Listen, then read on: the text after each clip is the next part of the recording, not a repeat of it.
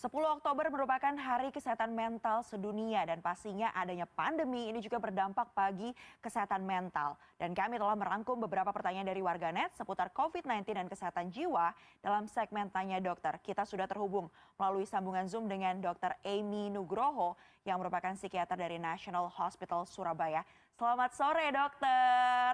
Selamat sore, Mevri. Apa Selamat kabar, sore, dokter? warganet. Apa kabar, dok? Alhamdulillah, puji Tuhan, baik. Semoga selalu dalam keadaan sehat ya, dok ya. Dokter, ini sudah ada beberapa pertanyaan warganet yang kepo nih, dok, tentang bagaimana caranya menjaga kesehatan jiwa di kala pandemi seperti saat ini. Kita langsung bacakan pertanyaannya, dok. Ini dia pertanyaan yang pertama, ada dari @Feni Singgih ya. Kita bacakan bersama. Ini dia pertanyaannya. Bagaimana tips untuk mencegah dan mengatasi burnout syndrome, terutama pada tenaga kesehatan dan profesi lain yang beban kerjanya ini meningkat selama pandemi? Dan sebenarnya ada nggak sih, dok, tanda-tandanya kapan kira-kira kita membutuhkan pendampingan dari psikiater? Silakan, dokter. Oke, terima kasih Feni atas pertanyaannya. Jadi burnout syndrome itu seringkali didapatkan ketika kita mengalami beban kerja yang meningkat. Ketika kita ingin menunjukkan bahwa kita mampu, ketika kita ingin menunjukkan bahwa kita lebih bisa, maka kita akan menentukan standar yang tinggi. Karena kita ingin mencapai standar itu, maka kita berusaha lebih keras.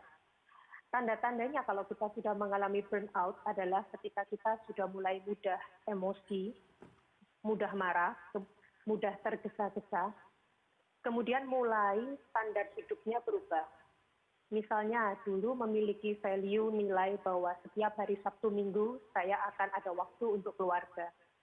Tetapi karena sekarang di tengah pandemi harus bekerja lebih keras, maka akhirnya Anda menjadi tidak ada waktu untuk keluarga di hari Sabtu dan Minggu. Maka itu menunjukkan bahwa value Anda sudah mulai berubah. Itu adalah tanda pertama dari burnout. Ketika Anda sudah mulai marah, maka hati-hati. Sulit tidur, depresi, cemas, dada berdebar-debar, atau mungkin Anda merasa selalu tergesa-gesa dan tidak punya waktu. Bila Anda sudah merasa demikian, maka Anda perlu untuk ke psikiater. Tanda-tandanya berarti itu tadi ya, dok ya. Jika mengalami gejala-gejala seperti tidak punya lagi waktu bersama dengan keluarga yang sebelumnya mungkin dianggap memiliki waktu tersebut dan merasa selalu dalam desakan begitu ya, dok ya, tergesa-gesa. Itulah artinya Anda harus membutuhkan pendampingan dari psikiater. Baik, terima kasih dokter. Kita akan beralih ke pertanyaan selanjutnya. Ini pertanyaan kedua dan tiga ini mirip-mirip nih, dok. Saya bacakan singkat pertanyaannya dari Sofyan.Alsyarif melalui Instagram CNN Indonesia TV. Dokter, apakah terlalu lama memendam kesedihan dengan pura-pura bahagia itu dapat mengganggu kesehatan mental? Ini mirip dengan pertanyaan selanjutnya. Ini dia pertanyaan ketiga. Kita tampilkan dulu, ya, dari Anggian_Asan. Apa saja sih, dok, penyebab seseorang merasa sedih secara tiba-tiba atau tanpa sebab dan bagaimana kita mengatasinya? Oke, terima kasih atas pertanyaannya. Jadi ketika kita merasa sedih tanpa sebab, bisa jadi itu merupakan gejala depresi mayor. Depresi mayor bisa terjadi tanpa alasan, tanpa sebab. Maka seringkali orang berkata, kamu lo nggak ada masalah, mengapa kok kamu sedih? Padahal memang depresi bisa terjadi tanpa sebabnya. Tiba-tiba Anda merasa sedih, mudah menangis, merasa bersalah, sulit tidur, merasa lebih baik mati, kemudian sulit untuk makan, dan penurunnya gangguan seksual, bisa jadi itu merupakan gejala dari depresi. Ada juga yang namanya mass depression atau depresi di dalam topeng. Nah, itu seringkali terjadi pada orang yang, yes, benar. Jadi dia kelihatannya bahagia, kalau di kantor kelihatannya ketawa, tapi ketika dia pulang ke rumah, dia menangis. Dan dia ingin mati, ingin bunuh diri. Nah, itu seringkali terjadi. Jadi namanya depresi dalam topeng. Itu semua berbahaya dan sebaiknya Anda konsultasi ke psikiater. Berarti langkah awal sebelum mungkin berkonsultasi ke psikiater, apa yang bisa dilakukan untuk menenangkan biasanya, dok, jika terjadi kondisi seperti itu? Yang paling pertama adalah belajar untuk mengungkapkan perasaan Anda. Coba cari teman terdekat Anda, kemudian ceritakan masalah Anda. Kalau Anda merasa kesepian, tidak memiliki teman, Anda bisa mencoba cara yang kedua adalah dengan menulis diary. Mhm. 3 hal yang penting. Yang pertama adalah tuliskan apa perasaan Anda.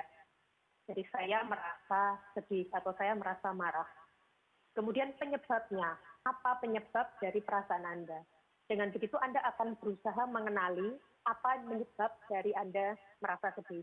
Oke. Kemudian yang ketiga adalah Anda ingin apa?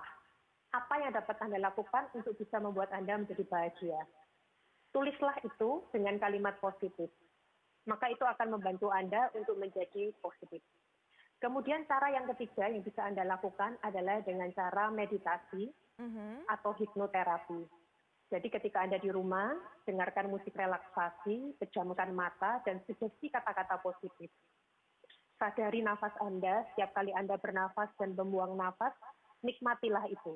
Karena seringkali yang membuat kita stres karena kita mengkhawatirkan masa depan dan menyesali masa lalu.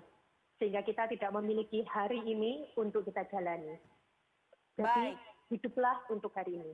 Hiduplah untuk hari ini, tapi juga mempersiapkan masa depan, tapi harus lebih difikirkan hari ini ya dok ya, kondisi Benar. kita hari ini. Baik, dokter ini sepertinya agak mirip-mirip juga dengan pertanyaan selanjutnya yang diajukan melalui Twitter ini oleh warganet yang kepo tentang COVID-19 dan juga kesehatan jiwa ini dok, dari @wang178, dia bertanya, sebenarnya ini curhat ya dok ya, jadi usaha dagangnya ini kena imbas, padahal sedang berkeinginan bisa cepat punya rumah gitu kan, pusing juga.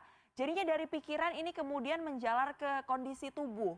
Kesehatan fisiknya juga jadi terganggu gitu dok. Ini bagaimana kemudian caranya untuk mengelola stres nih dok?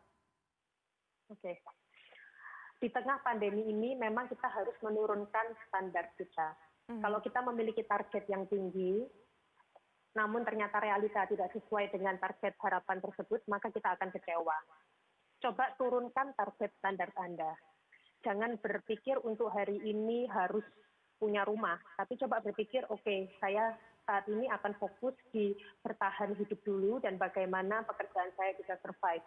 Mungkin untuk punya rumah bisa diundur untuk waktu selanjutnya. Mhm. Nah, bila Anda sudah sampai mengalami keluhan di tubuh, maka itu bisa jadi merupakan depresi dengan gejala somatik. Oke. Karena 75% orang yang mengalami keluhan lambung biasanya disebabkan dari pikiran.